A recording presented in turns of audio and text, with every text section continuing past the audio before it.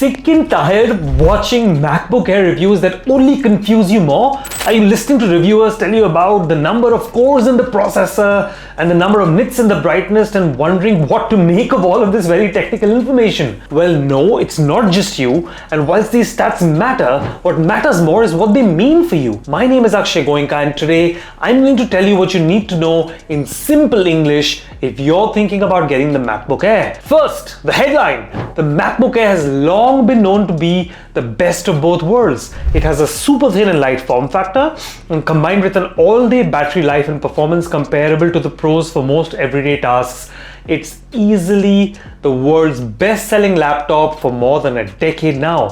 What this means is the MacBook Air is the easiest laptop choice to make as long as you're okay with using Apple's macOS. So I'm assuming in this video that you're just choosing between different MacBooks rather than whether to buy a MacBook at all. So the M2 Macbook Air is Apple's latest and greatest in the Air series, which launched in 2022 and retails starting £1,199 in the UK, $1,099 in the US, or 1,14,900 rupees in India for the 13-inch screen base model, which I've got right here. The Air is Apple's entry-range MacBook, though as I'll talk about a bit later, at the moment it's better than some of the pros as well. You can also upgrade to the 15-inch version of the exact same M2 Macbook Air for $200 or pounds more, or 15,000 rupees in India. On the other hand, the cheaper MacBook Air M1 is roughly 150 pounds or $100 or 15,000 rupees cheaper. So to sum up, for about £1,000 you can get the M1 Air 13-inch. For another 150 pounds, you can trade up to the M2 Air 13-inch, and for another 200 pounds to the M2 Air 15-inch. So, is the M2 MacBook Air worth the extra spend over the M1? Well, I can of course get into the complex spec comparisons and technicalities, but let me cut the clutter and tell you what matters. If you can spend the extra $100 or 150 pounds, I would buy the M2 over the M1 hands down. This is because of a few reasons. First, you get a high-definition 1080p FaceTime camera, which is insanely better than the horrible 720p on the M1, which in today's video conference and call run world is simply unacceptable for a $1,000 laptop. Second, you get a more modern design with more color options. Third, a bigger screen in the same size laptop. Fourth, an actual physical headphone jack. And fifth, because it comes with a separate MagSafe charger, you can actually use both USB-C Thunderbolt ports at the same time. Finally, you get a 67-watt charger option that gets you from 0 to 50% charge in 30 minutes. By the way, don't give in to temptations and buy the sexy new midnight blue color that fingerprints and scratches like crazy. And finally, no, you shouldn't consider the MacBook Pro 13-inch instead of the M2 Macbook Air, because it's an old model patched with new features and honestly almost deceptively listed alongside the 14-inch and 16-inch versions of the MacBook Pro, which are the actual new ones, but then they're in a totally different price range starting from $2,000 and above, and honestly I genuinely don't think it's needed except for pro users. That's it. That's all you need to know. Get the M2 over the M1 if you can pitch in the extra $100 or 150 pounds, and don't get the Pro unless you can fork out another $700 for at least the 14-inch one. I can spend hours telling you about how the M2 chip is 18% faster than the M1 and the GPU is 37% faster and how the brightness is more than 500 nits, but in my real world testing, none of this meaningfully matters to the normal user like you or me. It makes no perceptible difference. So I would suggest not trying to justify the higher price with those features, and instead take it for the 5 reasons I said. Now that we've got this out of the way, let's actually get into the details. First, the most important thing that is close to a deal breaker for me on the M1 MacBook Air is the camera that you will use for FaceTime and video conference calls on Zoom or Teams or Google Meet.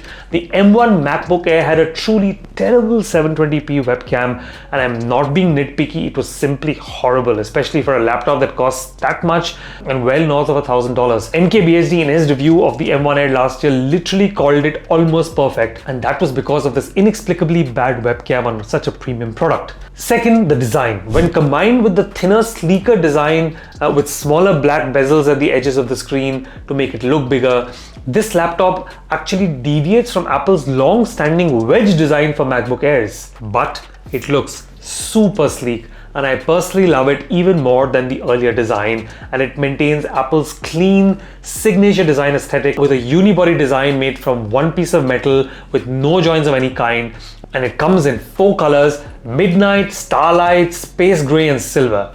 The Midnight is that beautiful, sexy color that draws you to it until you almost reach out and get it, but alas, you're never meant to have it after all, because reviews across the internet confirm that the matte surface on that thing fingerprints like crazy, and even with good care, it's never going to look clean. What's more, it nicks and scratches very easily too, especially around the ports where you plug in the charger. So don't give it to the temptation. There's no good ending down that road. Turn your attention instead to the super nice Space Gray, which is what I have right here, or the classic Silver, or if you like it, the lightish gold that they seem to call Starlight, though that one's not for me, but color of course is purely subjective. Third, there is the option to use both your USB-C Thunderbolt ports at the same time without one of them getting used up by the power cable. For example, to use an SD card reader or connect to an external monitor or charge your phone. Given there's just 2 ports, this is a significant issue with the M1. If you use an external monitor like me, then on the M1, if you have power and the screen, then that's it, you're already out of ports. That kind of sucks. Fourth, the M2 has the option to ship with this insanely powerful 70-watt charger versus the standard 35-watt you get with the others. The 70-watt charger helps you get from 0 to 50% in under 30 minutes. That is super useful, especially if you work on the go and don't carry a charger. You can get a very quick juice up. And if you mostly work at home like me, then you don't need this. And there's actually another option, which is a 35-watt charger, which has a surprise feature for you.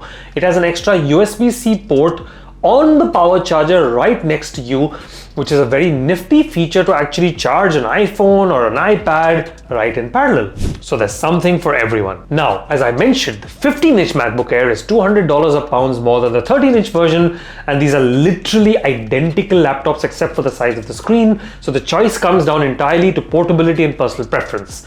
Personally, I like the 13-inch more, which is super portable and fits in any small bag and is anyway connected to a large 27-inch monitor when I'm at home. And hence I value the portability when I'm actually traveling. But you decide for yourself. And finally, whatever you buy, please don't buy the 13-inch MacBook Pro. Apple weirdly lists it along with the 14 and the 16-inch MacBook Pros, which are of course the right ones and the new ones and cost £2,000 and above, and I'm not even in the price range for the viewers looking at the MacBook Air. But the 13-inch MacBook Pro is listed alongside these two, but is actually the older generation with an old design patched up with a few features. It even has that old failed experiment that Apple called the touch bar that no one really used. They apparently even used the same boxes from the old MacBook Pro and put new stickers on top of the old ones. The design is at least 6 years old, it's chunky, has a pretty useless touch bar, and I wouldn't choose it over the new M2 13-inch MacBook Air at any cost. The real pros listed at the 14 and 16 inches are of course technically better, but cost a whooping $700 more. I don't think that the average user like you or me needs a Pro. The reason is that Airs are fanless, and hence if you really push it, and I don't mean things like photo editing or web browsing or coding that you think are heavy but are actually totally fine on a laptop. I mean like sustained workloads like rendering video in the background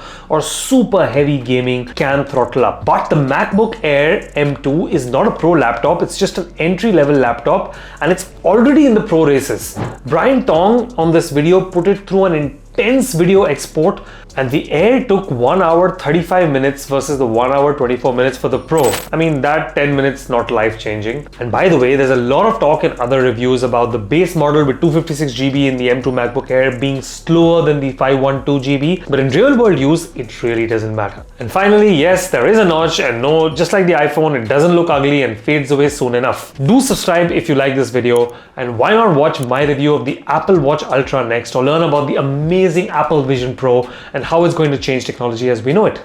See you there.